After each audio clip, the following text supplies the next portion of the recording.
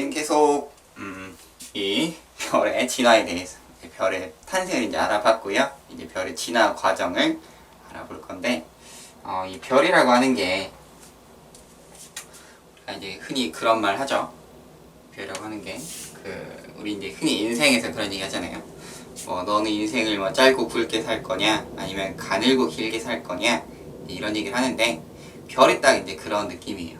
지금 태양의 나이가 얼마쯤 되었냐, 한 100, 현재는 50억 년 정도 지났고요. 앞으로 이제 얼마가 남았냐면 50억 년이 남아있습니다. 그래서 한 100억 년 정도의 수명을 태양은 가지고 있어요. 근데 모든 별들이 그러냐? 그렇진 않습니다. 굉장히 수명이 이제 몇 천만 년짜리 굉장히 짧은 별도 있고요. 또 긴 별은 정말 태양처럼 긴 기간을 가진 그런 별이 있는데, 그럼 별의 수명은 뭐에 의해 결정이 되느냐? 그것은 바로 별의 수명,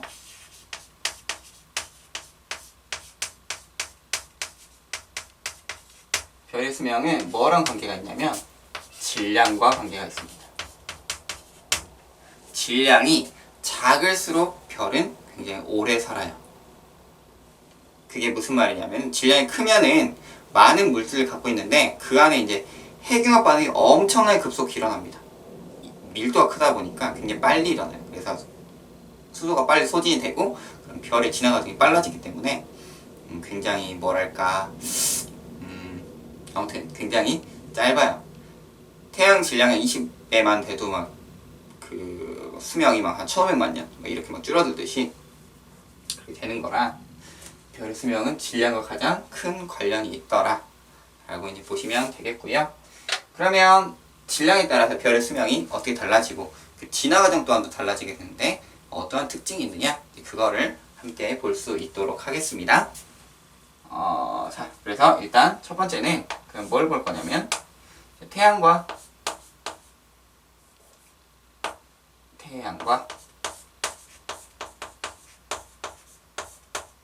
비슷한 별,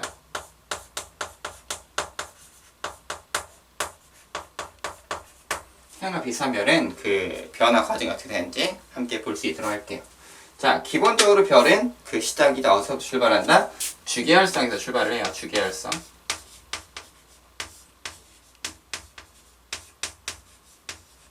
주계열성 단계를 거치게 되는데, 태양과 질량이 비슷한 별 같은 경우는 그 내부 구조를 한번 보게 되면은 어떻게 생겼냐? 이렇게 생겨서 이렇게 파이로 한번 봐볼게요. 자, 이런 식으로 생겼습니다. 이런 식으로. 그래서 내부와 외부를 나눠보자면, 자, 기본적으로 모든 주계열성은 수소부터 출발합니다. 안쪽도 수소가 있고요. 그리고 바깥쪽도 똑같이 수소가 있어요. 근데 이제 무슨 차이가 있느냐? 핵융합 반응은 외부에서 일어나는 게 아니라 내부에서 일어납니다.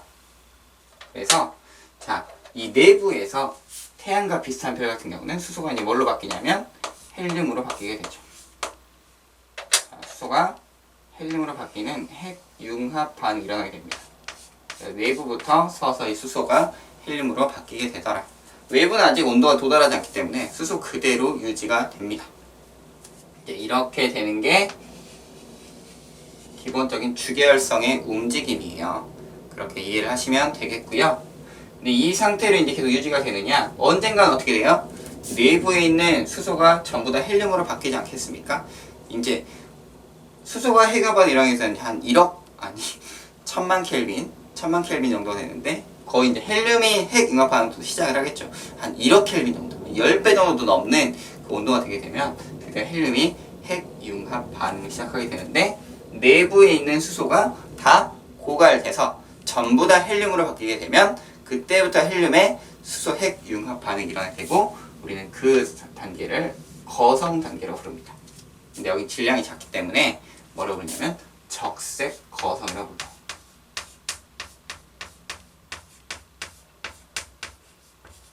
적색 거성. 이름에서도 알 수 있다시피 거성, 큰 별이죠. 큰 별. 별의 크기가 어떻게 된다? 커지게 되더라. 그럼 왜 커지느냐? 자, 왜 커지느냐? 내부는 이제 다 어떻게 됐어요? 전부 다 헬륨으로 바뀌게 됩니다.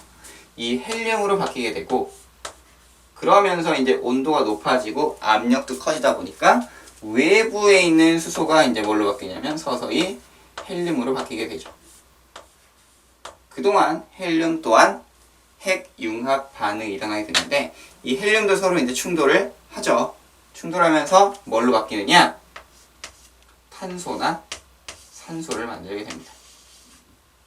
그래서 탄소나 산소 핵을 만들어내더라 라고 하는 게 적색 거성의 특징입니다. 외부의 수소가 헬륨으로 바뀌다 보니까 어떻게 되고 외부로 힘이 작용을 하게 되고 외부로 힘이 작용을 하게 되고 그러면서 뭐가 커진다? 부피가 증가하게 되는 이런 일이 있게 되죠. 자, 요 정도로 이제 일이 일어나게 되면 이렇게 일어나게 되면 이제 외부는 이제 헬륨으로 인해서 퍼져나가고요. 내부는 헬륨으로 다 바뀌기 때문에 수축이 일어납니다. 그럼 외부와 내부가 어떻게 됐어요? 분리가 되는 이런 현상들이 일어나게 되는데 그 분리의 폭이 크지가 않습니다. 온도 차이가 그렇게 많이 나지 않아요.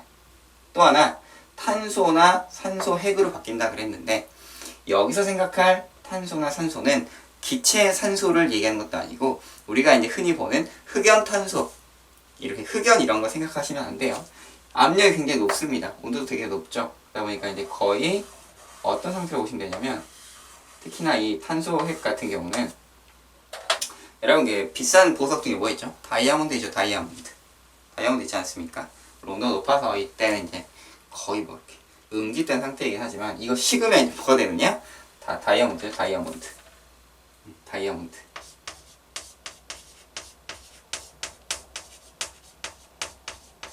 이런 거 생각해 볼 수 있죠. 다이아몬드.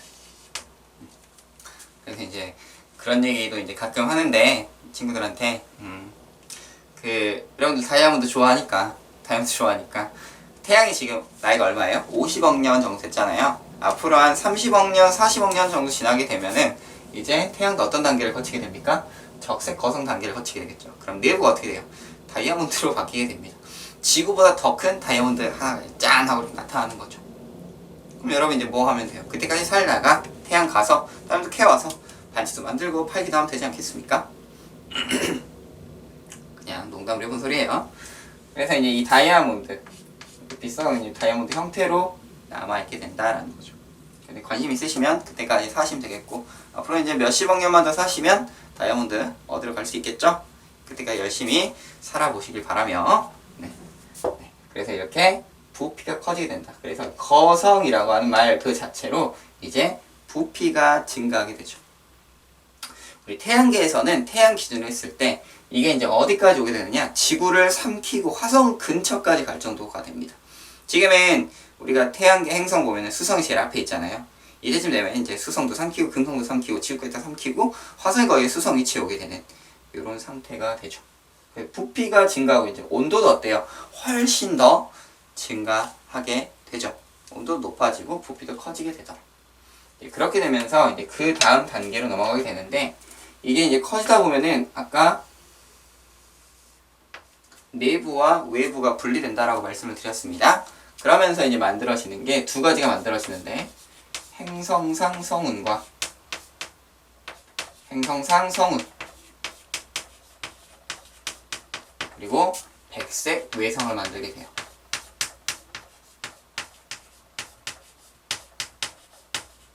백색 외성을 만들게 되는데 자, 요것이 무엇인고 하니 자, 분리가 됐잖아요. 내부는 이제 어떻게 되냐면 자, 이쪽이 그랬네요. 자, 한번 봅시다.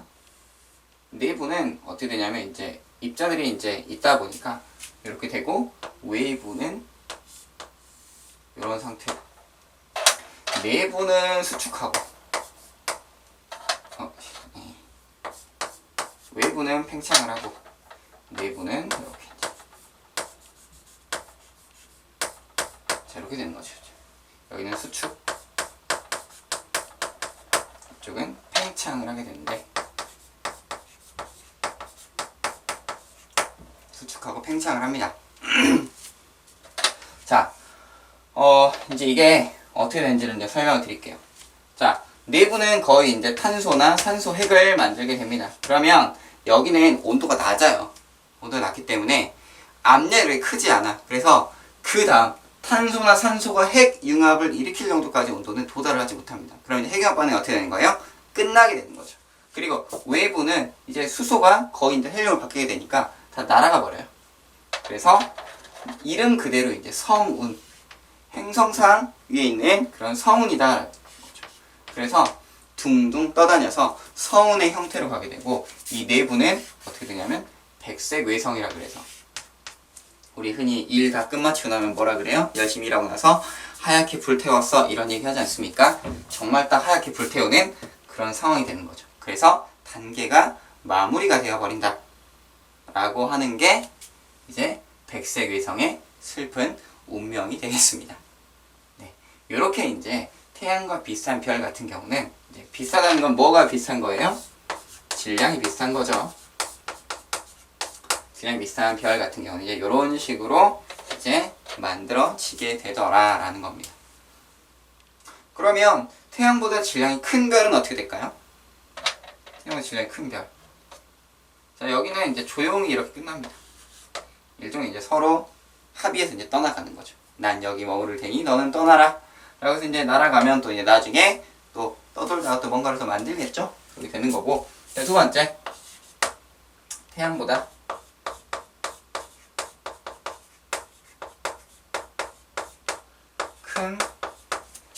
큰 별 같은 경우는 그럼 어떻게 될까? 태양보다 큰 별, 질량이 크다는 얘기죠. 질량이 큰 별. 여기도 마찬가지로 시작은 뭘로 시작합니까? 주계열성으로 시작을 하죠. 그래서 이번에 좀 크기를 좀 키워볼게요. 질량이 크니까 덩치도 클 거예요. 이렇게 큰 별. 그럼 여기도 마찬가지로 내부는 수소가 뭘로 바뀌느냐? 헬륨으로 바뀝니다. 외부는 그대로 이제 수소가 있게 되죠. 이제 이렇게 된다는 건 이제 동일하고요. 여기서 또 마찬가지로 수소가 헬륨으로 바뀌는 수소 핵융합 반응이 일어난다는 게 주계열성의 특징입니다. 근데 아무래도 질량이 크면은 어떤 특징이 있느냐? 반응이 훨씬 더 빨라요. 반응이 엄청나게 빠릅니다. 거의 얘 한두 개 태울 거 얘 한 100개, 200개 태우고 있어요. 그래서 질량이 커지면 커질수록 반응 속도는 훨씬 더 증가하기 때문에 이 내부의 수소가 헬륨으로 바뀌는 시간이 훨씬 더 짧습니다. 그리고 더욱더 폭발적으로 일어나기 때문에 외부에 미치는 영향도 훨씬 더 크죠. 그러면서 어떤 단계가 되냐면, 거성은 거성인데 이건 짜실짜실한 거성이 아니라 초거성. 초거성이 되고, 진짜 반응이 큰 애들, 덩치가 엄청나게 큰 애들은 초거성을 넘어서 이제 초대거성 이렇게도 부르기도 해요. 이런 반응들이 하더라는 거죠. 그러면서 초거성 단계가 되면 이제 외부에 있는 수소가 헬륨으로 바뀌는 건 동일하지만 내부에서는 훨씬 더 엄청난 일이 있게 되니, 이 안에서 헬륨이 산소와 산소를 만드는 걸 넘어서서 뭐 네온도 만들고요, 마그네슘도 만들고요, 규소도 만들고요 하다가 최종적으로 이제 뭘 만들어내느냐? 가장 중요한 Fe, 이 철을 만들어내게 됩니다. 철. 이 철을 만들어내는 게 왜 그럼 중요하냐? 왜 중요할까요? 이 철에 대해서 하나 설명을 하자면, 철의 원자번호 몇 번이죠? 철 원자번호 26번입니다. 철 원자번호 26번인데, 자, 왜 그러면 철까지 가는 게 중요하냐면, 이 철은 원자핵이 굉장히 안정합니다. 원자핵이 굉장히 안정한 상태예요. 원자핵이 안정하다라는 말이 무슨 의미냐면, 얘 같은 경우는 핵 융합을 시켜가지고 만들 수 있는 최종 단계, 핵 분열의 최종 단계라고 할 수가 있는데, 얘는 핵을 분열을 시키든 융합시키든 에너지가 어쨌든 들어가줘야 돼요. 최종적인 단계라고 생각을 할 수가 있죠. 원자핵이 굉장히 안정적입니다. 그 안정을 깨려면 외부에서 에너지가 들어가줘야 이걸 부술 수가 있다는 거죠. 그래서 여기까지 철 도달할 때까지는 뭐 하느냐? 핵융합 반응이 일어나면 에너지를 방출하는 반응입니다. 근데 철 이후에는 오히려 뭐 해야 되냐면 에너지가 들어가줘야 철 원자를 다른 걸로 바꿀 수가 있어요. 그래서 그런 부분이 있더라. 그래서 철이 가장 안정하기 때문에 철까지 도달하는 게 중요하고요. 그럼 이 철까지 도달하려면 온도가 엄청나게 높아야겠죠. 그래서 이 내부의 온도가 급속도로 올라가게 되면 외부엔 또 어떻게 됐어요? 영향을 엄청나게 미치겠죠. 아까 부피 이 정도 증가하는 거였으면 엄청나게 증가할 거고, 이렇게 되면서 이제 어떻게 되느냐, 내부는 이제 막 올라가다가 한 번씩 쉬는 타임 있지 않겠습니까? 막 올라가다가 잠시 좀 주춤할 때가 있어. 그럴 때는 커졌다가 또 주춤할 때는 또 작아졌다가 다시 또 커졌다가 작아졌다가, 이렇게 외부가 들락날락 빛이 밝아졌다가 어두워졌다가 밝아졌다가 어두워졌다가 이걸 반복을 합니다. 우린 그런 단계를 뭐라고 하죠? 변광성이라고 하죠. 변광성. 빛이 바뀌지 않았습니까? 혹시 은하의 거리 측정할 때 셰페이드 변광성 혹시 기억나시나요? 셰페이드 변광성. 이 주기가, 변광 주기가 길게는 100일까지 갔던, 10일에서 100일까지 갔던 그런 변광성이 셰페이드 변광성이었는데, 그런 변광성, 이렇게 빛이 바뀌는 그 형태가 왜 그렇게 되냐면 이렇게 광도가 계속 변하기 때문이죠. 그 반응이 활발할 때가 있고 또는 주춤할 때가 있는데, 그러면서 계속 밝아졌다가 어두워졌다가 크게 커졌다가 작아졌다가 이거를 반복을 합니다. 그래서 팽창과 수축을 계속해서 반복을 하더라. 그러다 보면은 빰빰빰빰 하다 어떻게 돼요? 빠바바밤, 나중엔 참지 못하고 터져버리는 그런 상황이 생기는 거죠. 뻥 하고 터지는 거예요. 아, 얼마나 안타깝습니까? 터져. 우린 그 터지는 걸 초신성의 폭발이라고 하죠. 그래서 초신성 단계를 거치게 되는데, 초신성 참다 폭발을 하는 거죠. 참다 터지게 됩니다. 그래서 빵, 이렇게 하면 너무 위화감이 없죠. 이 부분이 팡 하고 터지는 겁니다. 폭발이구나.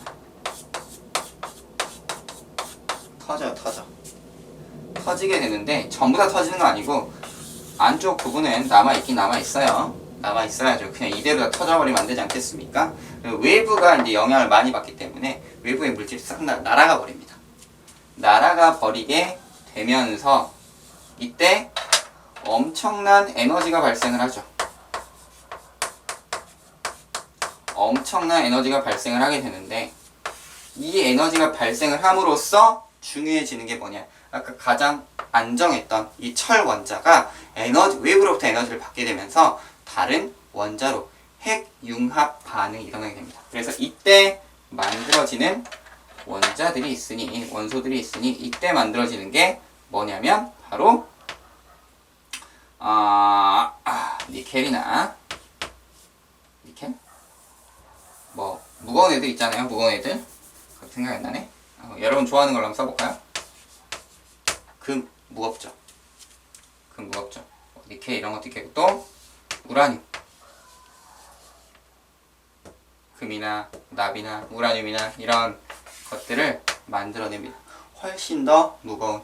특히나 우라늄 같은 경우도 기억해 두시면 좋은 게 자연계에서 만들 수 있는 가장 무거운 원자를 가진 원소입니다. 그래서 우라늄 이런 것들을 생성을 하더라. 그리고 만들어지고 나면 질량에 따라서 이제 두 가지로 또 나뉘게 되는데, 중심부에 남아있는 물질들이지 않겠습니까? 진짜 무거운 애들은 뭘 만들고? 블랙홀 만들고요. 주변에 날아오고 나니까 이제 뭘 해요? 수축을 합니다. 그래서 모든 것을 다 빨아들이죠. 블랙홀. 이 블랙홀이 참 대단한 게 크기가 엄청나게 줄어들어요. 거의 뭐 이렇게 비유를 하자면 이 지구가 500원짜리 동전 하나에 딱 들어가는 정도? 그렇게 이제 수축을 합니다. 엄청난 수축이죠. 이렇게 되기도 하고, 또 중성자별이 되기도 하고.